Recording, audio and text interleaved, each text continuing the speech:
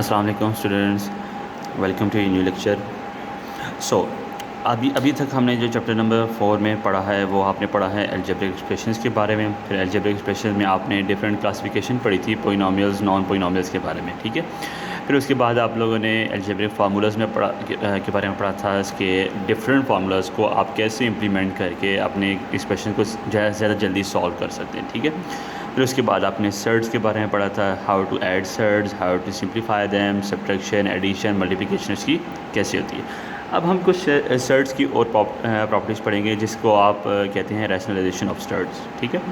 Rationalisation बहुत important है कि जब आपके पास डिनोमिनेटर में कोई सर्ड आ जाए, ठीक है, डिनोमिनेटर में स्क्वायर रूट, क्यूब रूट, इस तरह की फॉर्म में अगर चीज़ आ जाए तो उसको कैसे ख़त्म करते हैं, ठीक है।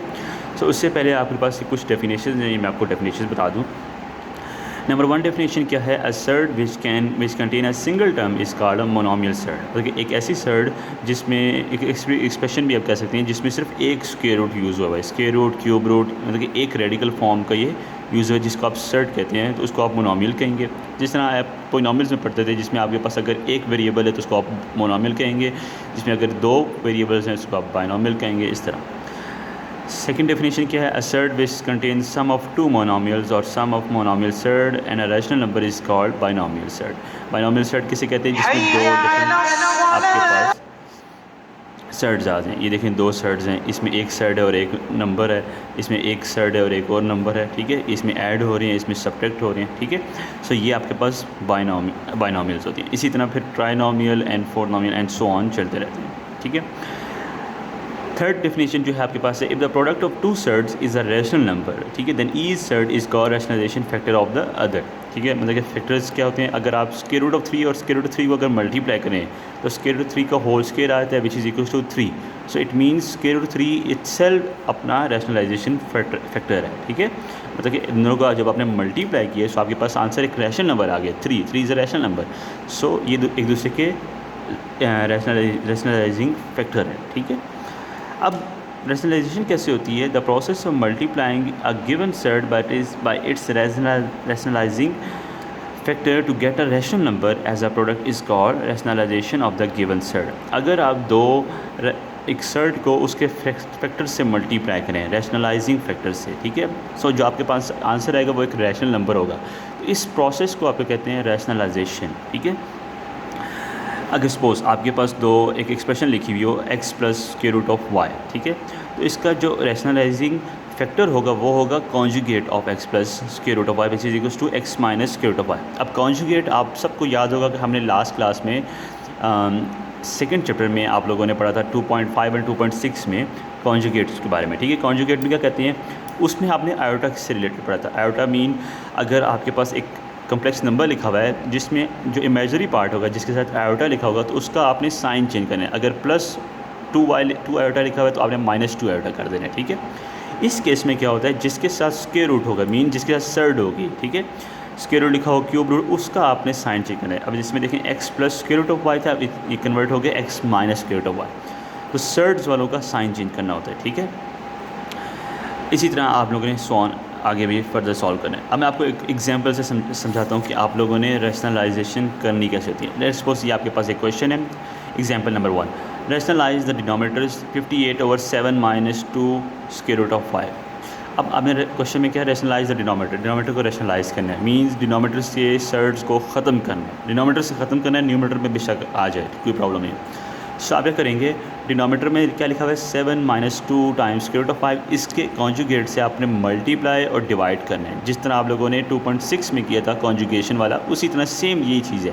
मैंने आपको तब बताया भी था कि हम लोग आगे जाकर एक सर्ड से रिलेटेड भी पढ़ेंगे कॉन्जुगेशन, ठीक है। इसको आप रैशनलाइजेशन कहते हैं, उसको आप कॉन्जुगेट कहते हैं। इसमें ये देखें 7 minus 2 times square root of 5 तो multiply by 7 plus 2 times square root of 5 और 7 प्लस 2 स्क्वायर रूट ऑफ 5। अब ऊपर न्यूमिनेटर आपस में मल्टीप्लाई और डिनोमिनेटर आपस में मल्टीप्लाई। जो डिनोमिनेटर में अगर आप गौर से देखें ये फार्मूला बन रहा है a माइनस बी और a plus B. So a square minus b का स्क्वायर, ठीक है, numerator as it is. So a square means 7 का स्क्वायर क्या आएगा आपके पास 49, और इसको अगर सॉल्व करें 2 स्क्वायर इज़ 4 और 2 स्क्वायर रूट ऑफ 5 कैंसिल हो गए, सिर्फ 4 टाइम्स 5 आ जाएगा which is equal to 20। So 49 minus 20 is 29 और 58 डिवाइडेड बाई 29 इज़ 2। तो ये आपके पास सिंप्लीफाइड फॉर्म में आ गई, ठीक है। जस्ट आप लोगों के पास बाकी सारा सिंपल वही चीज़ें जो आप लोग पहले पढ़ते रहे हैं, बट इसमें क्या चीज़ आई है, रैशनलाइजेशन हम लोग करते क्यों हैं, बिकॉज आप लोगों के पास जब हाई लेवल पे आप जब जाएंगे, फॉर एग्जांपल कोई बच्चा आप में से इंजीनियरिंग चूज़ करते हैं इन द फ्यूचर इंशाल्लाह, और कोई आर्किटेक्चर वगैरह इन फील्ड में जाते हैं, तो जब आपके पास डिनोमीटर में वहाँ और हाई लेवल पे आपके पास छोटी से छोटी वैल्यूज़ भी बहुत मैटर करती हैं, बहुत ज़्यादा एरर आ सकते हैं, ठीक है। सो जो स्क्वायर रूट्स होते हैं वो आप जब कैलकुलेटर में उनका square root of let's suppose 5 लिखें, वो आपके पास कुछ आंसर दे देगा 2 पॉइंट समथिंग, ठीक है। वो आपके पास एग्जैक्ट आंसर नहीं देता, ठीक है, वो आपके पास राउंड ऑफ करके आंसर देगा। So this cause a lot of errors in our calculations, ठीक है। सो इस कैलकुलेशन से बचने के लिए आप रैशनलाइजेशन करते हैं, ठीक है, इस एरर से बचने के लिए। फिर एक और आपके पास एग्जांपल है 2 over square root of 5 plus square root of 2। अगर आपके पास दो सेट्स आ जाएँ तो अब इसमें से साइन किसका चेंज करना होता है, तो याद रखें साइन हमेशा हम बीच वाले का चेंज करते हैं, प्लस को माइनस में कन्वर्ट करते हैं, बीच में जो साइन है। देखिए 2 over square root of 5 plus 2 square root of 2 is multiply by square root of 5 minus square root of 2, ठीक है।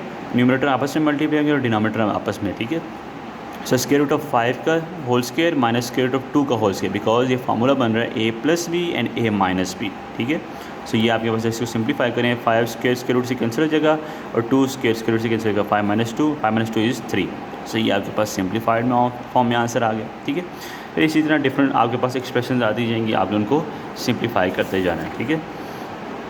ये एक्सरसाइज बहुत इंपॉर्टेंट है, सो इसलिए मैं आज आपको एक्सरसाइज स्टार्ट नहीं करा रहा, जस्ट आप लोगों को एग्जांपल्स मैंने समझाई हैं और सर्च के बारे में, रैशनलाइजेशन क्या होती है, इसकी डेफिनेशन आप लोगों ने खुद पढ़नी है थोड़ी सी डिटेल में।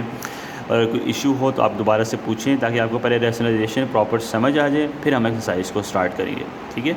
आई होप आप लोगों को ये बेसिक सी डेफिनेशन वगैरह समझ आ गई होंगी। इंशाल्लाह नेक्स्ट लेक्चर में हम इसकी एक्सरसाइज स्टार्ट करेंगे। ओके, थैंक यू, अल्लाह हाफिज़।